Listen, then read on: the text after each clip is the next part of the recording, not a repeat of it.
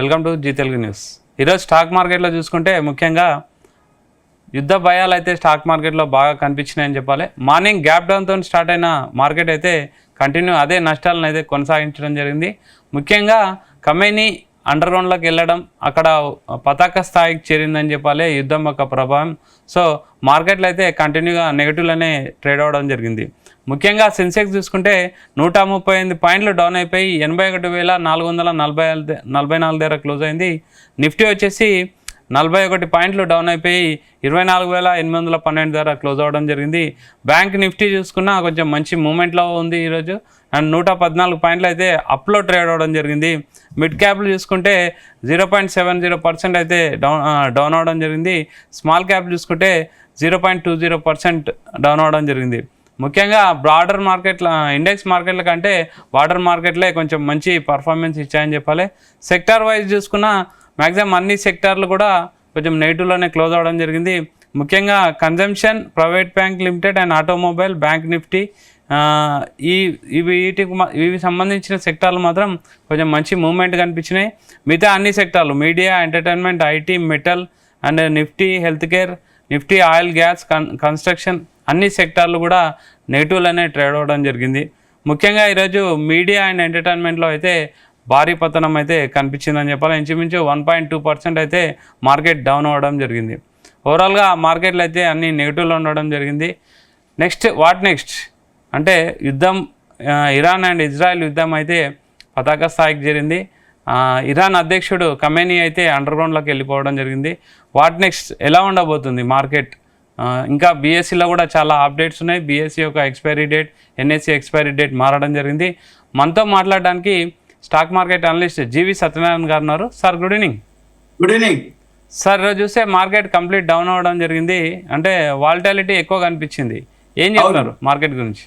ఏం లేదు, ఇవాళ అమెరికాలో ఫెడరల్ రిజర్వ్ మీటింగ్ ఉంది. దాని డెసిషన్ కోసమే వెయిట్ చేస్తుంది. మనకు ఎటువంటి ఏం లేవు. ఇవాళ మాత్రం యూరోప్ మార్కెట్లు, ఏషియన్ మార్కెట్లు అన్ని కూడా మామూలుగానే ఉన్నాయి.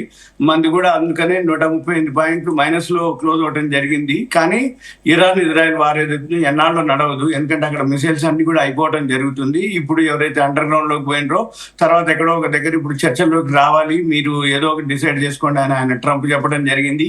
మనకు వచ్చేటప్పటికి ఈ మార్కెట్లు అన్ని కూడా ఎదురు చూస్తున్నాయి. ఇదే అనమాట, ఏది ఫెడరల్ రిజర్వ్ మీటింగ్ ఉంది వాళ్ళకి నైట్ కి, రేపు ఉదయానికి. కాకపోతే ఈ రోజు నైట్ అమెరికా మార్కెట్లు పాజిటివ్ లో జరుగుతుంది అనమాట. అంటే ఫీచర్స్ ఉంటాయి, అవి ఏవైతే ఉన్నాయో ఇప్పుడు పాజిటివ్ లో ఉన్నాయి. అంటే న్యూస్ కూడా పాజిటివ్ ఉండొచ్చు. రేపు ఉదయం మన మార్కెట్లో పాజిటివ్ లోనే ఓపెన్ అయ్యే అవకాశాలు ఉన్నాయి. ఎందుకు అంటున్నానంటే ఆల్రెడీ ఇప్పుడు ఏవైతే ఉన్నాయో అన్ని మనకి ఎటువంటి బ్యాడ్ న్యూస్ ఏం లేదు. ఇరాన్ ఇజ్రాయెల్ న్యూస్ వార్ తోటి 5 రోజుల నుంచి కంటిన్యూగా పట్టడం జరిగింది. నిన్న మాత్రం ట్రంప్ ఫార్మా షేర్ల మీద, ఫార్మా సెక్టార్ మీద సుంకాలు ఉంటాయి అనే దాని మీద మన మార్కెట్లో నిన్న ఫార్మా షేర్లు బాగా పట్టడం జరిగింది. తర్వాత ఇవాళ అమెరికాలో వడ్డీ రేట్ల డెసిషన్ గురించి వెయిట్ చేస్తుంది మార్కెట్. అంతకు మించి వేరే లేదు. అయితే ఇప్పుడు సెబీ ఏవైతే ఉన్నాయో 3 ఉన్నాయి అనమాట. ఒకటేంటిది బిఎస్సి ఏదైతే నిన్న మంగళవారం వీక్లీ సెటిల్మెంట్ సెన్సెక్స్, అందుకని నిన్న మన మార్కెట్లు పట్టడం జరిగింది. మళ్ళీ గురువారానికి వచ్చేటప్పటికి ఎన్ఎస్సి అనమాట. రేపు మళ్ళీ ఎన్ఎస్సి ఏదైతే ఉందో అది వీక్లీ క్లోజింగ్ ఉంటుంది. కాబట్టి నిన్న ఏం లేదు, ఇవాళ మామూలుగా ఉంది. మళ్ళీ రేపు వచ్చేటప్పటికి రేపు మళ్ళీ ఇదే ఉంటుంది, ఇది వీక్లీ సెటిల్మెంట్ క్లోజింగ్ ఉంటుంది. కాబట్టి మన పని ఎంతసేపటికి ఏంటిది, ఫెడరల్ రిజర్వ్ మీటింగ్ ఉంది, రేపు వీక్లీ సెటిల్మెంట్ ఉంది. కాబట్టి అదొకటి. రెండవది, ఇప్పుడు నెక్స్ట్ నుంచి ఏదైతే ఉందో చేంజ్ చేయడం జరిగింది. బిఎస్సి మంగళవారం నుంచి గురువారానికి మార్చడం, గురువారం నుంచి ఎన్ఎస్సిని మంగళవారానికి మార్చడం, వీక్లీ సెటిల్మెంట్. సార్ ఇది ఎన్ఎస్సి అంటే దీనికోసం నాకు మంగళవారం కావాలి ఎక్స్పైరీ డేట్ అని చాలాసార్లు కోర్టుకి అప్పీల్ చేయడం జరిగింది, సెబీకి అప్లై చేయడం జరిగింది. ఎందుకోసం మంగళవారాన్ని ఎక్కువ ఎక్స్పైరీ డేట్గా వాళ్ళు అడగడం జరిగింది? ఇట్లా చేంజ్ చేయడం వల్ల ఏమైనా తేడా ఉంటుందా ట్రేడింగ్లో, ఎఫ్ఎండ్ఓలో? ఉంటుంది. అసలు అంతకు ముందు ఎన్ఎస్సి మంగళవారమే క్లోజ్ అయ్యేది. అసలు ఫ్యూచర్స్ అండ్ ఆప్షన్స్ కంటే ముందు ఏఎల్బిఎం అని ఉండేది. అప్పట్లోనే ఇలానే జరిగేది. అంటే మంగళవారమే జరిగేది. తర్వాత మార్చి గురువారానికి పెట్టారు. అందుకని మళ్ళీ ఇప్పుడు మంగళవారం అంటే యథాస్థానానికి తీసుకుపోయినారు. అంటే ఏంటిది, మంగళవారానికి పోవటం వల్ల ఏమైతుందంటే ఈ బుధవారం నుంచి గురు శుక్రవారాల్లోని ఈ కాల్ ఆప్షన్స్, పుట్ ఆప్షన్స్, ప్రీమియంలు, అడ్జస్ట్మెంట్లు అన్నీ ఉంటాయి. సోమవారం నాడుకి ఏముండదు, మళ్ళీ మంగళవారం నాడు క్లోజ్ అవుతుంది అనమాట. జనరల్ ఇక్కడ గురువారం అయ్యేటప్పటికి ఏమైతుంది, సోమ మంగళ బుధ అంటే శుక్రవారం రోజు ఓపెన్ అవటం జరుగుతుంది. మళ్ళీ గురువారానికి అయ్యేటప్పటికి అక్కడ కొంచెం ఈ బ్రోకర్స్ కానీ ఇన్వెస్టర్స్ కానీ వీటితోటి ఇప్పుడు ఆ బిఎస్సి సెన్సెక్స్ ఇంకా అలవాటు పడకపోవటం ఇదే మంచిగా ఉంటుంది. మళ్ళీ పాత మాదిరి ఉంటుంది, పాత వాళ్ళు చేయడానికి కన్ఫ్యూజ్ కాకుండా ఉంటుంది ఇవన్నీ. అందుకని ఎన్ఎస్సిలో మళ్ళీ సేమ్ అనమాట, అంటే పాత రోజులు ఎలా అయితే జరిగినాయో అలానే ఉండాలని చెప్పేసి మార్చడం కూడా జరిగింది. మళ్ళీ తర్వాత సెబీ ఇంకో రూల్ కూడా పాస్ చేయడం జరిగింది. ఏమని అంటే ఏదైతే యాన్యువల్ రిజల్ట్స్ ఉన్నాయో, ఇప్పుడు యాన్యువల్ రిపోర్ట్స్ ఉంటాయి ఏజిఎంలు అంటాం, ఇప్పుడు మార్చి అయిపోయింది, అవి 70 నుంచి 90 రోజులు తీసుకుంటారు అనమాట. ఏది సెప్టెంబర్ వరకు తీసుకుంటారు టైము ఏజిఎం కండక్ట్ చేయడానికి, ఏజిఎం పెట్టడానికి. అది చాలా తొందరగా చేయాలనేది ఒకటి ప్రతిపాదించడం జరిగింది. ఇక మూడవది మళ్ళీ ఈ నెల 27వ తారీఖు ఫైనాన్స్ మినిస్టర్ నిర్మలా సీతారామన్ బ్యాంకులు అందరితోటి డిస్కషన్స్ ఉన్నాయన్నమాట. ఈ లోన్స్ కానీ అవన్నీ ఏవైతే ఉందో మన ఎకానమీకి జీడిపి కోసం ఏదైతే ఉందో 27వ తారీఖు అది మీటింగ్ ఉంది ఫైనాన్స్ మినిస్టర్. ఇవన్నీ మనకి ఉన్నాయి. రెండోది అడ్వాన్స్ ట్యాక్స్ డేటా రావడం జరిగింది. జూలై 1వ తారీఖు తర్వాత ఫస్ట్ క్వార్టర్ రిజల్ట్స్ రావటం ఉంటుంది. అయితే మనకైతే ఓకే, ఇప్పుడు వడ్డీ రేట్లు తగ్గించడం, జిఎస్టీ పెరగటం, ఇప్పుడు కాకపోతే ఒకటే మన మార్కెట్ల మీద ఎఫెక్ట్ ఏంటిదంటే ఈ క్రూడ్ ఆయిల్ ఎఫెక్ట్ ఒకటి ఉంటుంది అనమాట. అంటే ఇరాన్ ఇజ్రాయెల్ వారితోటి క్రూడ్ ఆయిల్ పెరిగింది కాబట్టి మన ఎకానమీకి కొంచెం అంత స్లో ఉంటుందని. కాకపోతే ఏంటంటే రష్యా సపోర్ట్ ఉంటుంది మనకి. క్రూడ్ ఆయిల్ ఎప్పుడైతే ఇట్లా బయట మనకి రేట్లు పెరుగుతాయి అనుకోండి, రష్యా నుంచి మనం దిగుమతి చేసుకోవడం జరుగుతుంది తక్కువ ధరకి, రష్యా వాళ్ళు మనకి ఇవ్వడం జరుగుతుంది. అంతకుముందు కూడా రష్యా ఉక్రెయిన్ వారప్పుడు కానీ అంతకుముందు ఎప్పుడైనా కానీ రష్యా నుంచే మనకి తక్కువలో ఇవ్వడం జరుగుతుంది. మళ్ళీ క్రూడ్ ఆయిల్ ఏదైనా ఉంటే రష్యా నుంచి తెచ్చుకుంటారు. కాకపోతే ఇరాన్ ఇజ్రాయెల్ వారు ఇంకెన్నాళ్ళు నడవదు, అక్కడ మిసైల్స్ అయిపోవటం, ఇప్పుడు ఇవన్నీ అంటే లాస్ట్ స్టేజ్కి రావటం, ఇప్పుడు ట్రంప్ ఎంటర్ అవ్వటం, చర్చలకు రావటం అంటాం. మనం చూడవలసిందల్లా ఒకటే, ఫెడరల్ మీటింగ్ ఉంది వాళ్ళ నైట్, డెసిషన్ ఉంటుంది, రేపు పొద్దుటికి ఉంటుంది, రేపు గురువారం కాబట్టి మళ్ళీ మామూలుగానే, ఇంకా అది అమలు కాలేదు. ఏది సెబీ ఏదైతే మంగళవారం గురువారం సెటిల్మెంట్లు ఉందో ఇంకా టైం ఉంది. ఇవన్నీ అయిన తర్వాత ఓకే, కంటిన్యూ అయితే సిచ్యువేషన్ ఎలా ఉంటుంది?